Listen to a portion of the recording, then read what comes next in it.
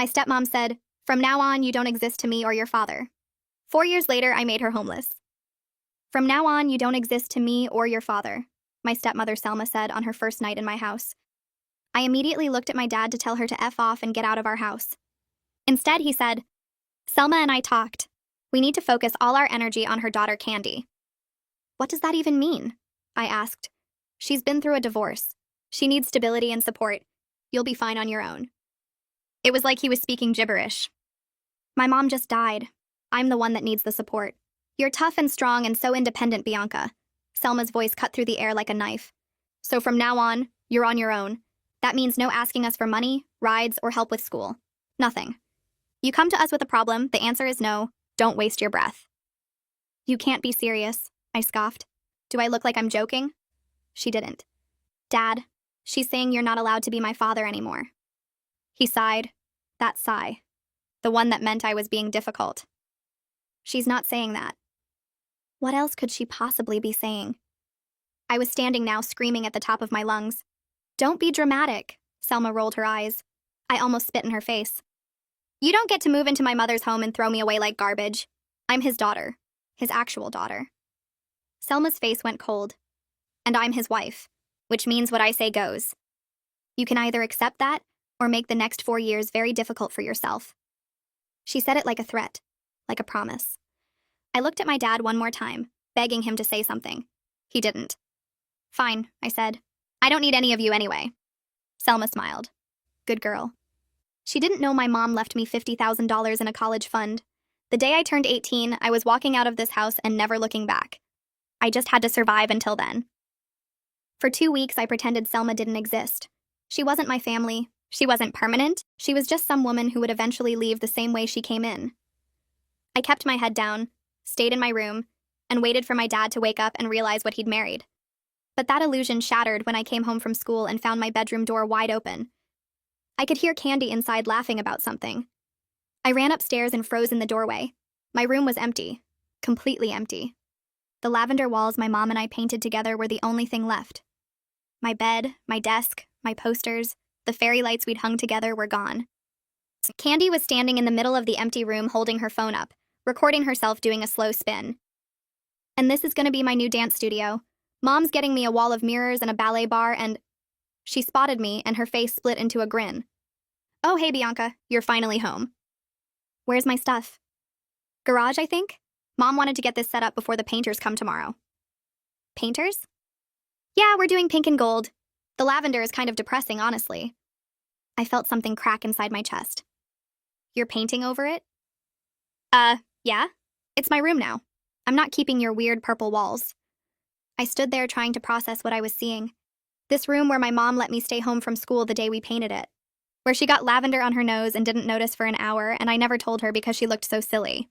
Where she promised me this would always be my safe place. And now Candy was standing in the middle of it planning her dance studio. Selma named her Candy because she thought she was going to be sweet, but she's so sick and rotten. I shoved past her and ran downstairs. Selma was in the kitchen flipping through a catalog of dance equipment. "You're painting my room? The room my mom and I made together?" Selma didn't even look up. "Candy's room now. She can decorate it however she wants." "You can't just do that. You have no right." "Bianca." Selma finally looked at me with that patient, condescending expression she always used when she was about to say something awful. "Your mother is dead. She's been dead for a year. Those walls are just walls. The paint is just paint. At some point, you need to stop using her as an excuse to make everyone's life difficult." "An excuse?" "I've been patient with you. I've given you space to grieve. But I'm done watching you hold this entire family hostage because you can't let go of a woman who isn't coming back." I stared at her in disbelief. She was standing in my mother's kitchen, in my mother's house, telling me I was holding the family hostage by missing her. "I want to talk to my dad." "Your father agreed to all of this. Why do you think we waited until he was at work? He knew you'd throw a tantrum and he didn't want to deal with it." She smiled, and it wasn't a nice smile either. "He's tired, Bianca. You're exhausting him. Every time he starts to feel happy again, you find a way to drag him back down. Do you know what he told me last night?" I didn't answer. I wasn't sure I wanted to know. But I couldn't look away from her face either. I couldn't stop myself from waiting for whatever she was about to say. "He said marrying me was the first time he's felt like himself since she died. That this family, me, Candy, this life we've built, is what gets him through. She tilted her head, watching me. And when you fight it, when you make things difficult, you're not hurting me, Bianca. You're hurting him. You're the thing standing between your father and his happiness. The words hit like a physical blow, because I couldn't tell if she was lying. I couldn't tell if my dad had actually said that, or if she was making it up to hurt me. And somehow not knowing was worse. That's not true. Isn't it? Think about it. Every time he starts to relax, every time he laughs, every time things feel normal, what do? You remind him. You drag him back. You make sure he can never move on. She shrugged. I'm not the villain here. I'm the one trying to help him heal. You're the one picking at the wound. I wanted to scream. I wanted to break something. I wanted to hurt her the way she was hurting me. But I didn't. Because that's exactly what she wanted. She wanted me to explode so she could point at me and tell my dad how unstable I was, that I attacked her, and that I was dangerous and needed to be sent away. So I swallowed it. All of it. I turned around and walked to the garage and found my entire life shoved into cardboard boxes like garbage waiting to be thrown out. That night, I lay in the tiny guest room staring at those white walls with no memories and half the size and made myself a promise. I would survive this.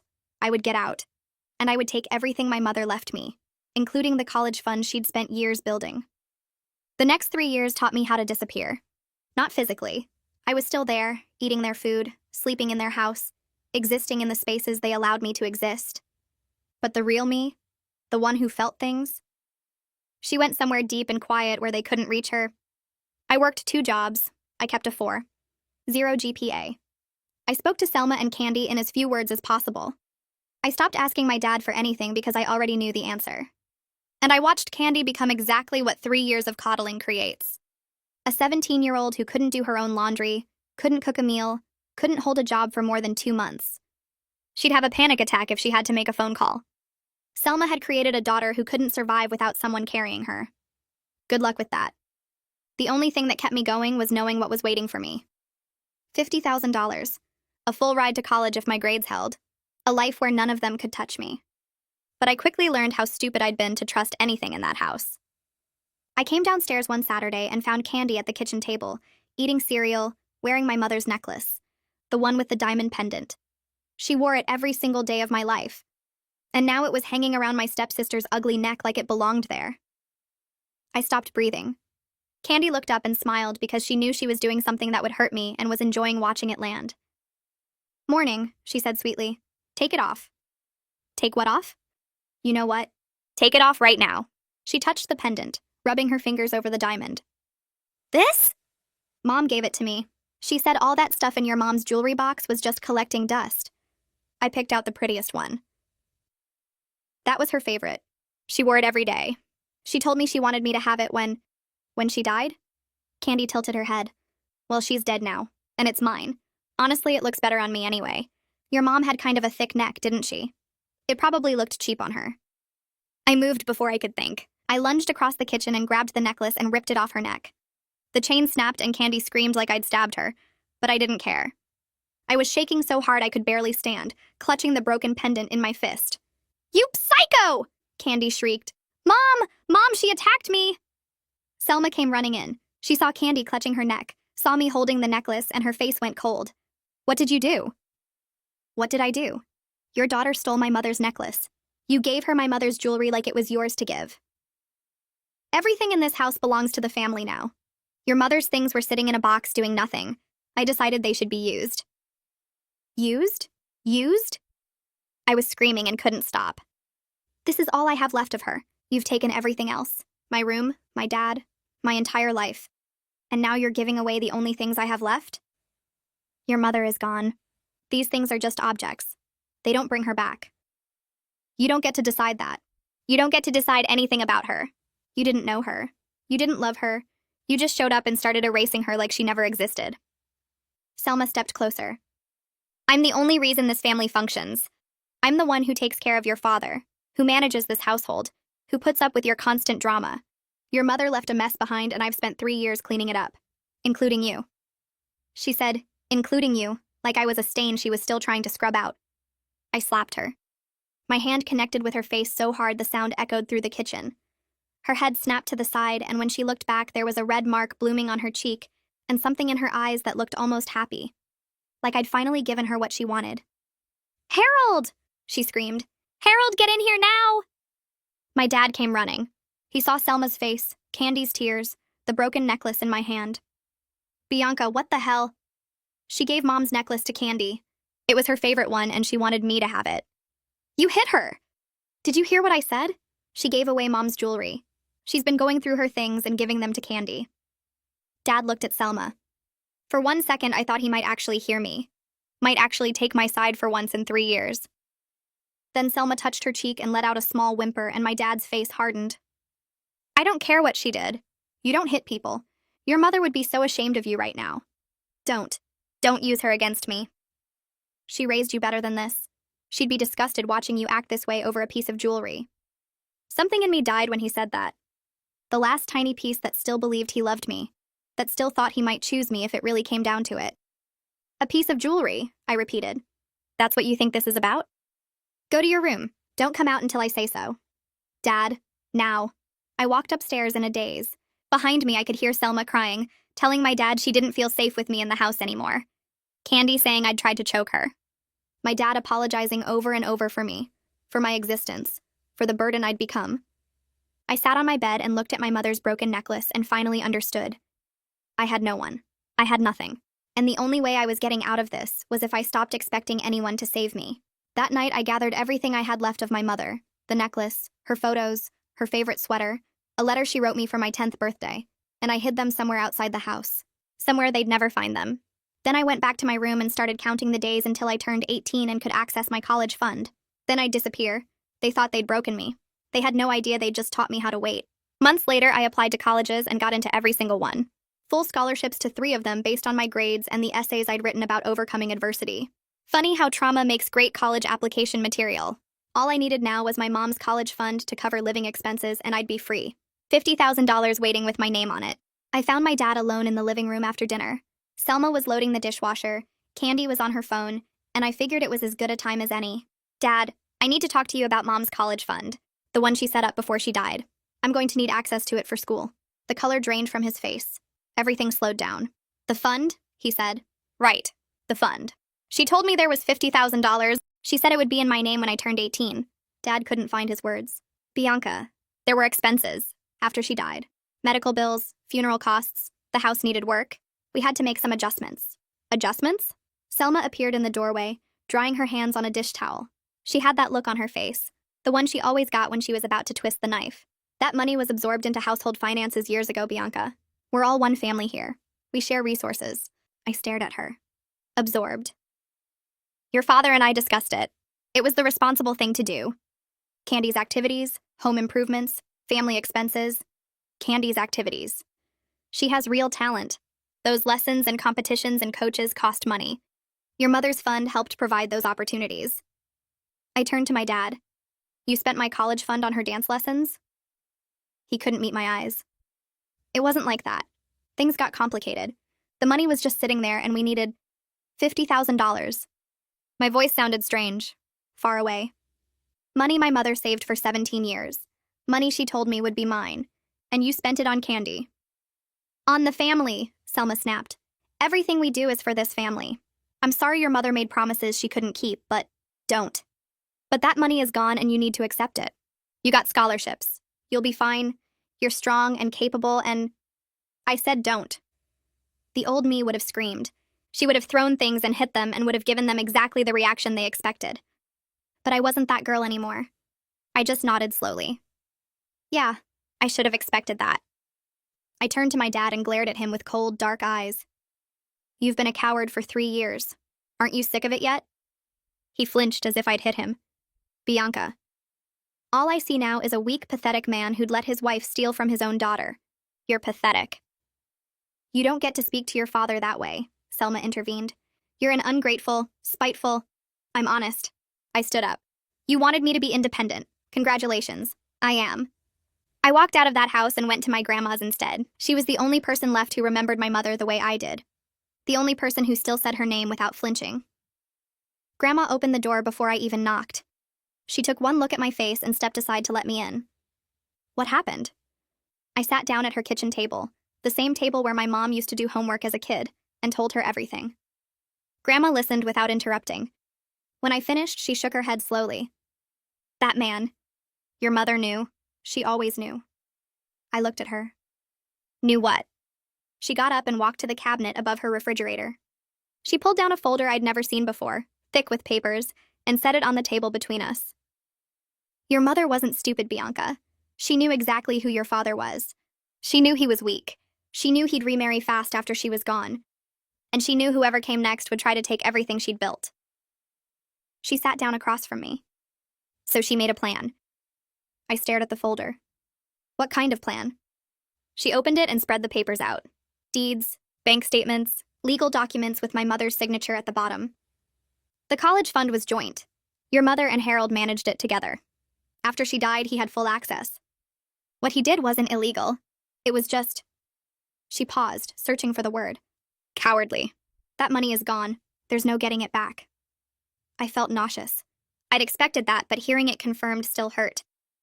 But, Grandma continued, your mother knew something like this might happen, so she protected what she could. She pulled out a document and slid it toward me. The house, Bianca. She put it in your name before she died.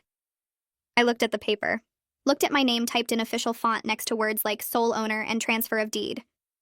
Looked back at Grandma. What? The house is yours. Has been since your mother passed. Your father has been living there this whole time, either thinking it belongs to him or knowing it doesn't, and hoping you'd never find out. Either way, he has no claim. When you turn 18, you have full legal control. You can let him stay. You can charge rent. You can sell it. You can kick him out. It's yours. I couldn't breathe. The house. My mother's house. The walls I grew up in. The rooms they took from me.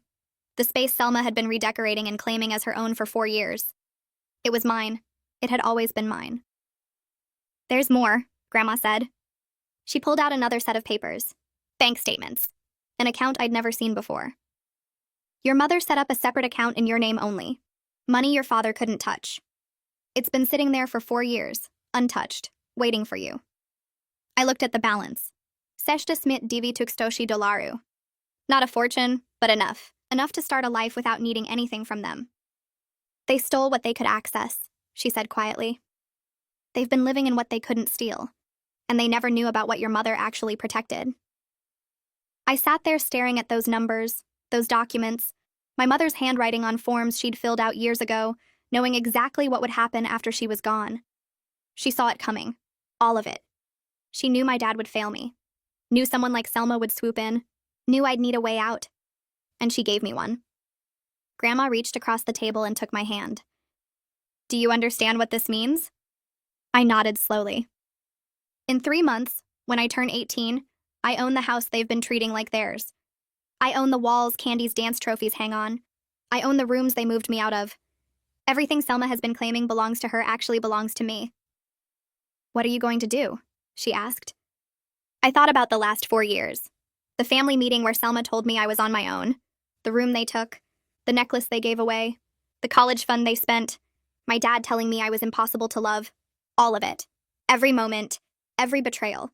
Every time I was told to be strong because they didn't want to take care of me. I looked at my grandmother. I'm going to take back everything they think is theirs. I drove home that night with the folder hidden in my trunk. Walked into the house like nothing had happened. Selma was in the kitchen cleaning up from dinner, shooting me a look as I passed. Nice of you to come back. We need to talk about your behavior earlier. I didn't stop walking. I'm tired. We can talk tomorrow. Excuse me? You don't get to just walk away from... Good night, Selma. I went upstairs and closed my door and sat on my bed with my heart pounding. 3 months. I just had to survive 3 months, and I could do that. I'd been surviving this house for 4 years. 3 more months was nothing. A few hours later, there was a knock on my door. My dad's voice hesitant. Bianca, can we talk? I opened the door and leaned against the frame. I refused to let him in. What? He looked uncomfortable. Guilty. I was glad. I know you're upset about the college fund. I wanted to explain. There's nothing to explain. You spent it. It's gone. I already figured out how to pay for college myself. He blinked. You did? Scholarships. I got a full ride to 3 different schools. I don't need your money. I watched the relief wash over his face and felt sick. He wasn't relieved that I'd found a solution. He was relieved that he didn't have to feel guilty anymore, that I'd let him off the hook. That's wonderful, honey. I knew you'd figure it out. You've always been so strong, independent, capable. I know. You've told me. I started to close the door. He put his hand out to stop it. Bianca, I know things have been hard. I know the transition hasn't been easy. But I'm trying. We're all trying.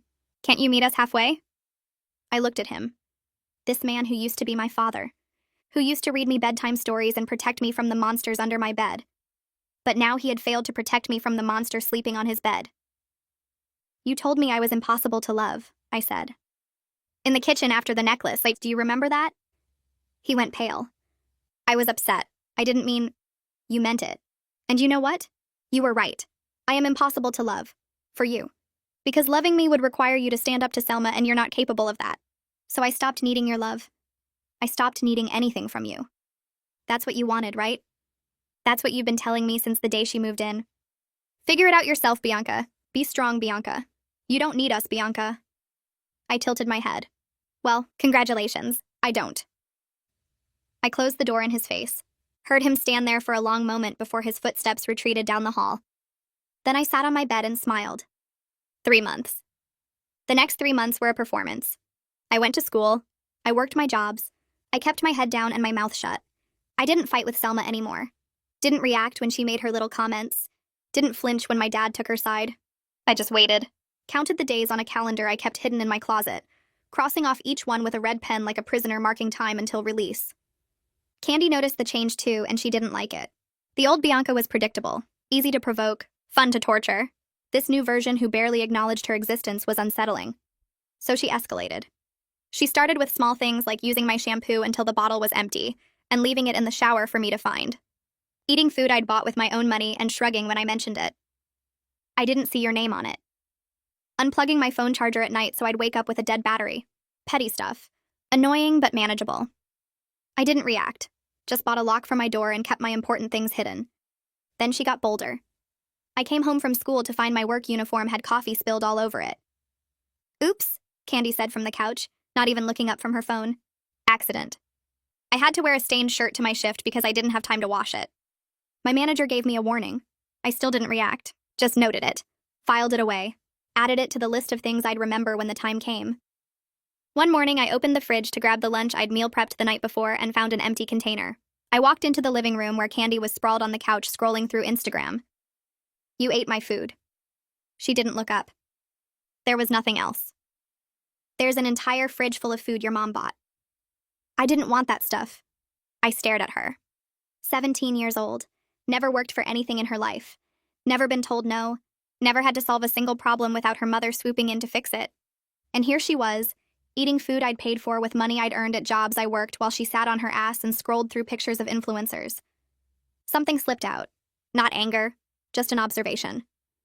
You've never bought groceries in your life, never cooked a meal, never held a job for more than 2 months. What exactly are you going to do when you can't just take things that other people made? Candy's head snapped up. Excuse me? It's a genuine question. Your mom won't be around forever. What's your plan? Just find another person to leech off of? Her face twisted. You're just jealous because my mom actually takes care of me.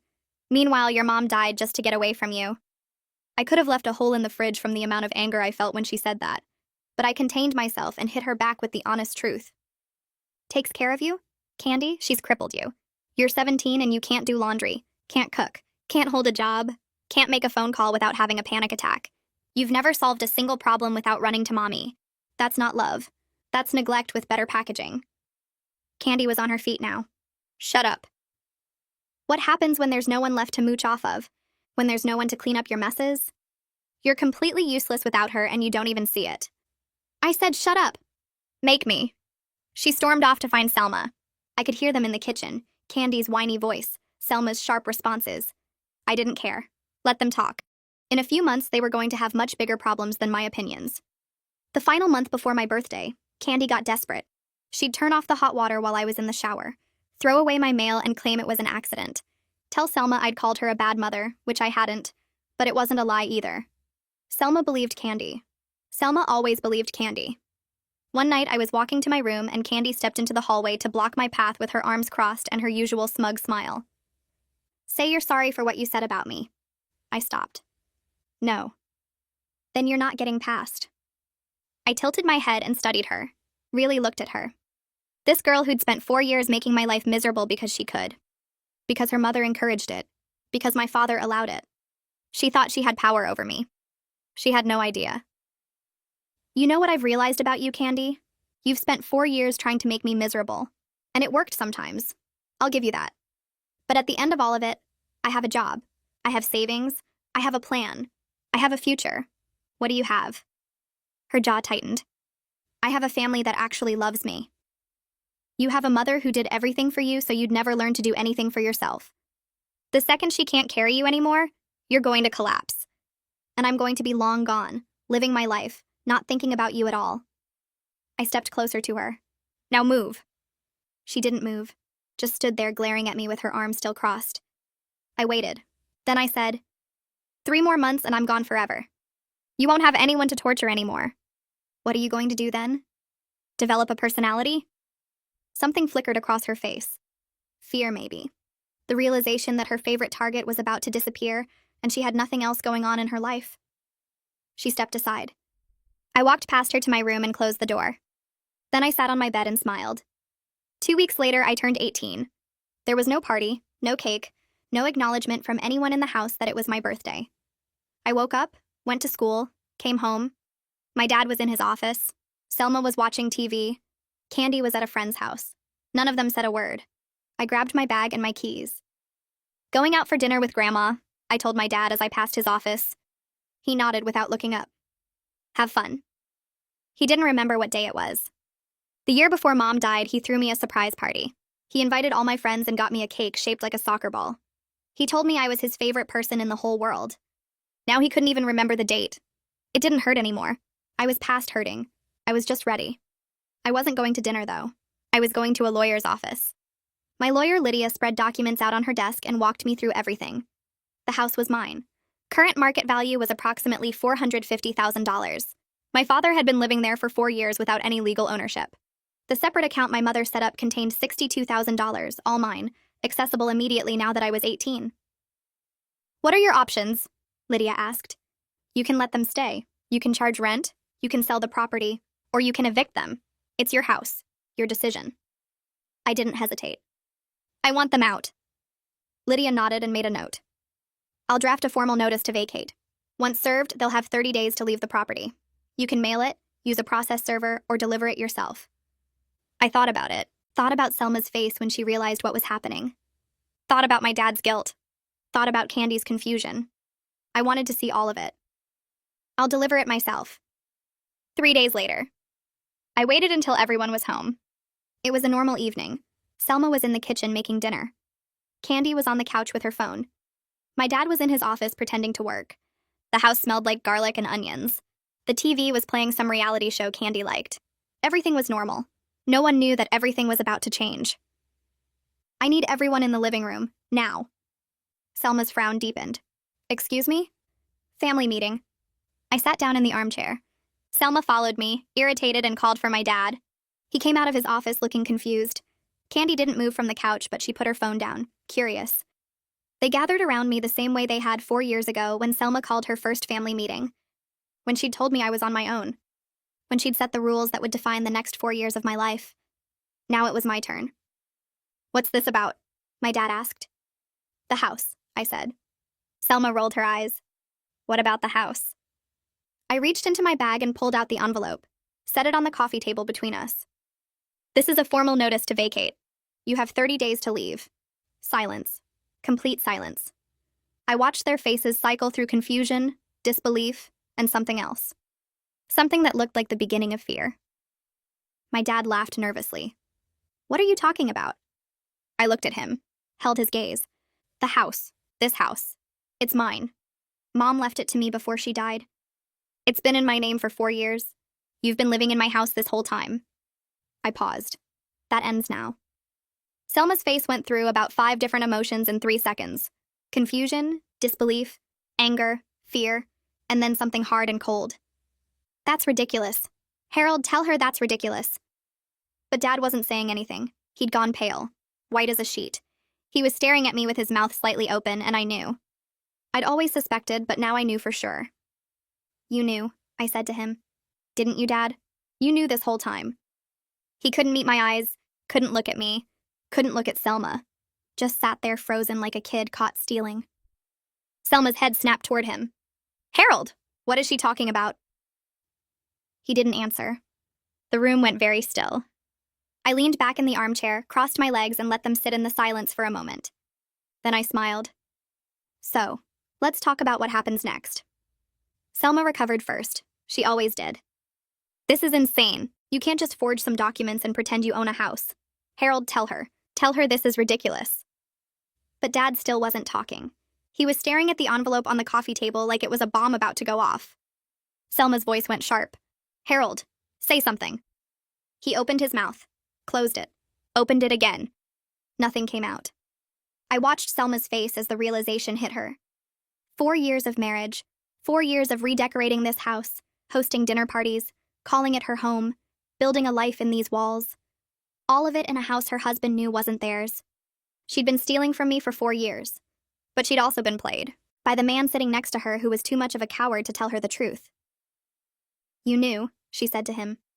Her voice was quiet now, dangerous. This whole time, you knew.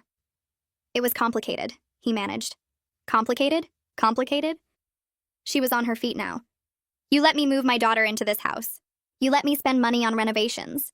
You let me plan a future here. And you knew it wasn't even yours? I thought maybe she'd never find out. I thought maybe when she turned 18, she'd just let us stay. You thought? Selma's voice cracked.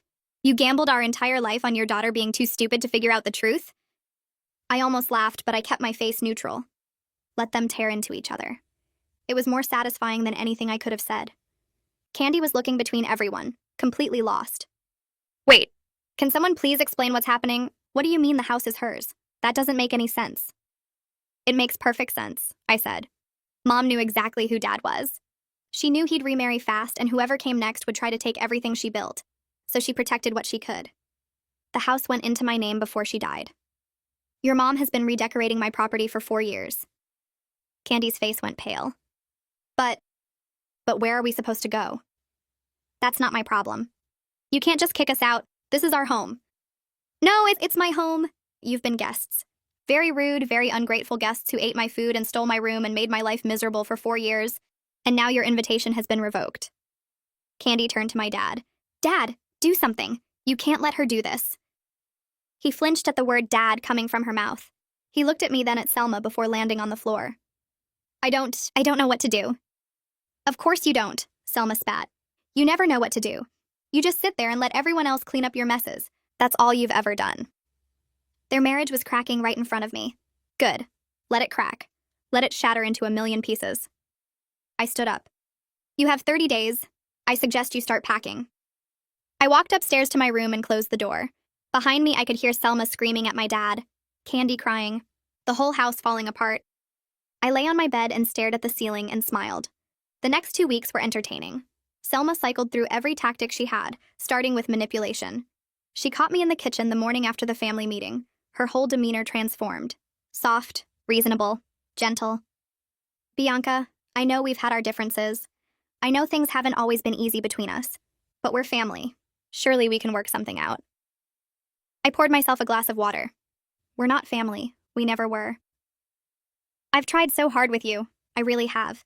Maybe I made mistakes, but my heart was in the right place. Can't you see that? I looked at her, studied her face. The carefully constructed expression of concern, the tears forming in her eyes on command. She was good. I'd give her that. What exactly did you try, Selma? Taking my room? Giving away my mother's jewelry? Spending my college fund on dance lessons for your daughter? Which part of that was your heart being in the right place? Her mask slipped for just a second, frustration flickering behind her eyes. Then it was back. The wounded stepmother routine. I was trying to build a family. I was trying to help you move on from your grief. Everything I did was for this family. You don't have a family here anymore. You have 30 days. 29 now, actually. I walked past her and went to school. She tried the legal route next. Came home a few days later with a folder full of papers and a new attitude. Confident. Smug. The old Selma I knew and hated. I spoke to a lawyer today. We're contesting the deed. There are ways to challenge these things. Undue influence, mental incapacity, improper execution. You'll be hearing from our attorney. I didn't react. Good luck with that. You think you're so smart. You think you've won. But you're 18 years old and you have no idea how the real world works. This isn't over. I shrugged and went to my room. 3 days later, I heard her on the phone in the kitchen, her voice tight and strained. What do you mean there's nothing you can do? She was 14 when the transfer happened. There has to be something. I don't care what the documents say. Find a way to challenge them. What do you mean it's airtight? She hung up and threw her phone across the counter. The lawyer had reviewed everything. My mother used one of the best estate attorneys in the state. Every document was perfect. Every signature verified. Every legal requirement met. There was nothing to contest. Selma fired that lawyer and found another one. A fighter someone had recommended. She paid him a retainer with money they didn't really have and waited for good news.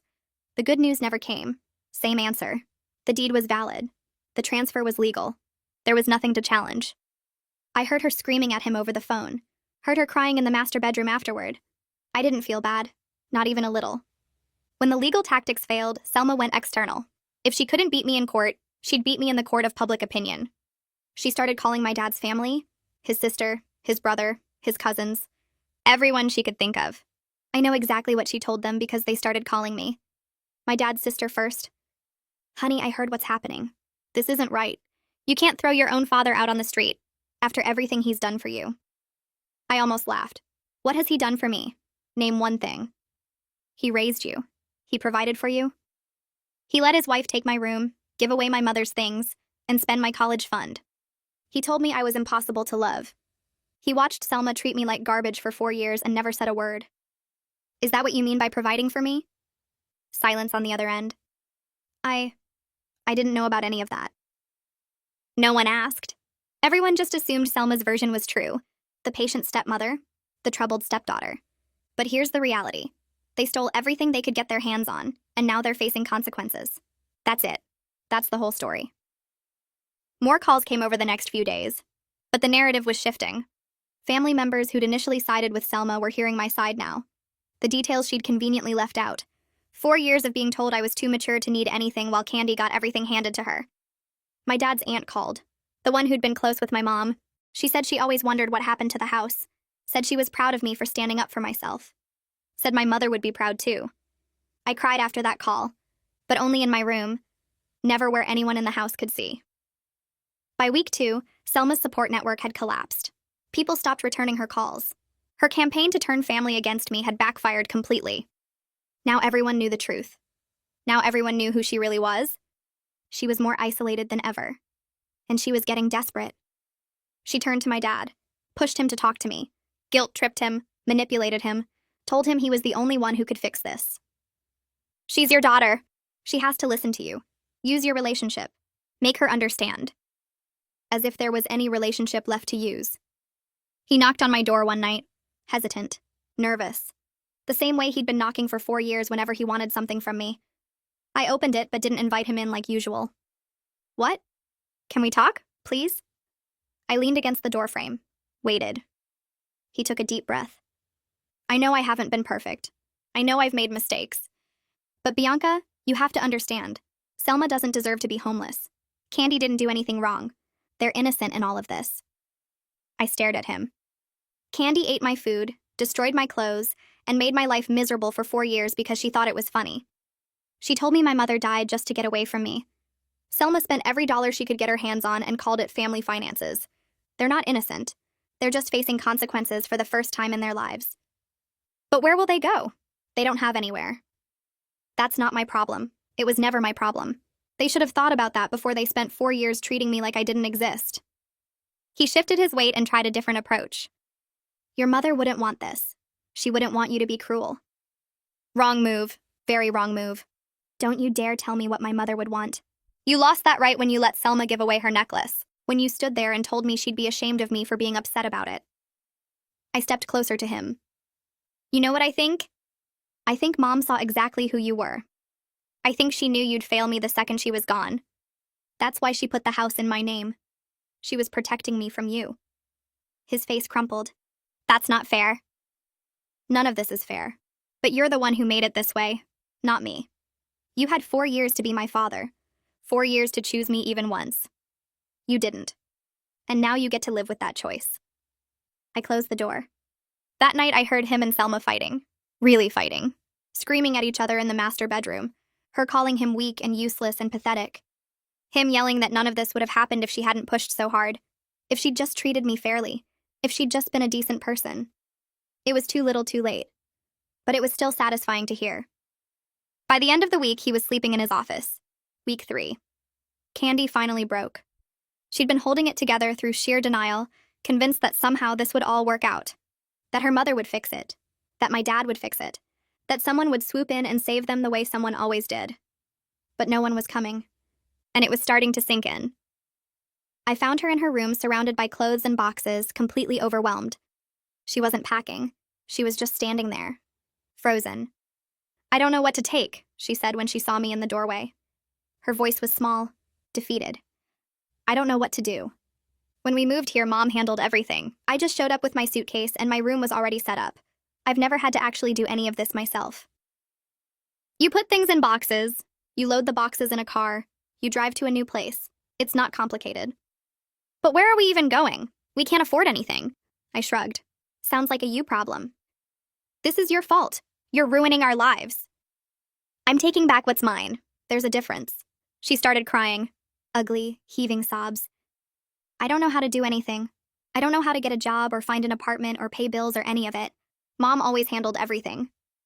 I watched her fall apart and felt nothing but cold satisfaction. This was exactly what I'd predicted. Exactly what I'd warned her about.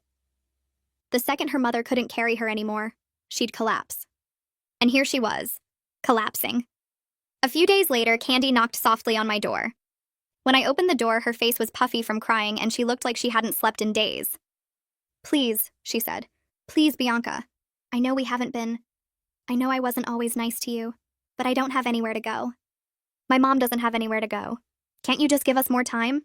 Just a few more weeks to figure things out? Remember when I told you that you'd collapse the second your mom couldn't carry you anymore? I said. This is that moment. Figure it out. I started to close the door. She grabbed it. Please, I'm begging you. I know I was horrible. I know I was awful to you. But I was just a kid. I didn't know any better. You were the same age as me. You knew exactly what you were doing. You just didn't think there would ever be consequences. I pulled the door from her grip. Welcome to consequences. I closed it and locked it. She sobbed out in the hallway, but I didn't open my door again. Day 28 came and Selma still hadn't packed. She'd spent the last 4 weeks cycling through denial and rage and manipulation, convinced that somehow she'd find a way out of this, that somehow she'd win. She was wrong, but she wasn't ready to admit it yet. She planted herself in the living room that morning and announced that she wasn't leaving. This is my home. I've lived here for 4 years. I've put my heart and soul into this place. You'll have to drag me out. That reminded me of me 4 years ago begging them to not take my room away. But I was forced out regardless. And now I had the luxury of doing the same thing to her. I said okay, and walked away. Then I called Lydia from my room and confirmed everything was in order. The sheriff had been notified. If they weren't out by 5 p.m. on day 30, law enforcement would escort them out. 2 more days. I could wait 2 more days. Day 30. I woke up early. I showered, got dressed, and ate breakfast in the kitchen while Selma glared at me from the living room. She still hadn't packed anything. Candy had managed to get some boxes together, but most of her stuff was still scattered around the house. My dad had 1 suitcase by the door. Just 1. He knew it was over. Had known for days. He was just waiting for it to end. At noon, a car pulled into the driveway. It was a sheriff's deputy. I met him at the door, showed him the paperwork, and walked him through everything. He nodded and stepped inside. Selma saw the uniform and her face went white. This is private property. You can't just walk in here. Ma'am, I'm here to enforce a lawful eviction notice. You have until 5 p.m. today to vacate the premises. If you're not gone by then, I'm authorized to remove you. Selma's voice went shrill. I'll call my lawyer. This is illegal. You can't do this. That's your right, ma'am, but the eviction stands. He stepped back outside to wait, giving them the afternoon to get their things together. The next 5 hours were chaos. Selma screaming at my dad to do something. Candy crying while trying to shove clothes into garbage bags because she didn't have enough boxes. My dad silently loading what he could into their car. It was too small for everything. They had to make choices. What to take, what to leave behind. They argued about it constantly. Whose fault this was, where they were even going to go. A motel, probably. Until they figured something out. They didn't have a plan. They'd never thought they'd need one. 4:45 p.m. The deputy knocked on the door again. 15 minutes, folks. Selma was standing in the foyer surrounded by boxes she hadn't loaded. Her hair was wild. Her makeup was smeared. She looked nothing like the put-together woman who'd walked into this house 4 years ago with her perfect smile and her master plan. She turned to me. You're going to regret this. You're going to end up alone. No one is going to love someone this cold. Maybe, I said. But at least I'll be alone in my own house. 5 p.m. The deputy came back. Selma still hadn't moved. He walked in, polite but firm. Ma'am, it's time to go. I'm not leaving. This is my home. I have rights. Ma'am, the eviction has been legally processed. You need to vacate the premises now. If you refuse, I'll have to remove you. Selma looked around wildly. At my dad, who was already walking out the door with his suitcase. At Candy, who was crying by the car. At me, standing in the living room watching it all happen. Harold, do something! But Dad was done. He put his suitcase in the trunk and got in the car without looking back. Selma had no one left. The deputy had to drag her to the car while she shrieked like an animal. Then they drove away. The house was all mine now. For the first time in 4 years, I felt like I was home.